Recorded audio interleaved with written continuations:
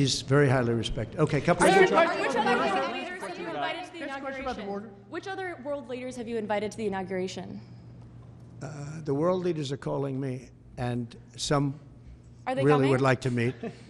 No, I mean literally, they're calling me, and I'll be seeing some of them.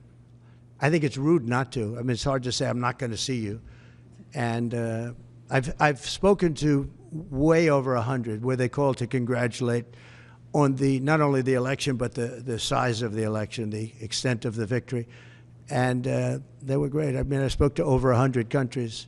You wouldn't believe how many countries there are, and I'm trying the best I can to get back to everybody. But there are a lot of countries, and every one of them, literally everyone called, and it was very nice. So. Yeah, I'd see some if some felt it was an emergency. I've seen, as you know, I've seen President Zelensky. He came to France while I was there for the cathedral opening. They actually had about 70 presidents and prime ministers, and in one case, a king.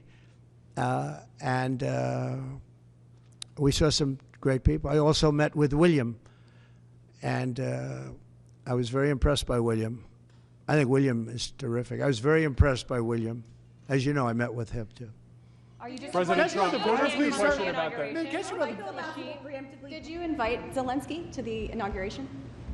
No, but if you'd like to come, I'd like to have him. I mean, I didn't invite him, no. Are you disappointed Trump, China can I ask you a Xi question can't about come to the conversational inauguration? board? Are you disappointed that China Xi won't be at the inauguration?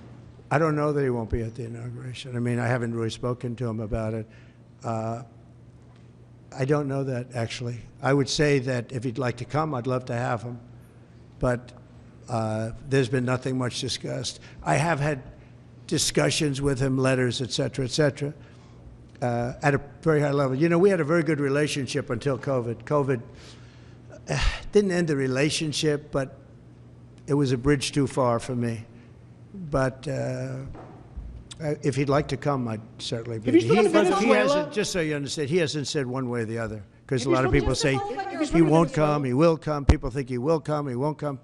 It's something we barely discussed, just about didn't discuss. But I have had,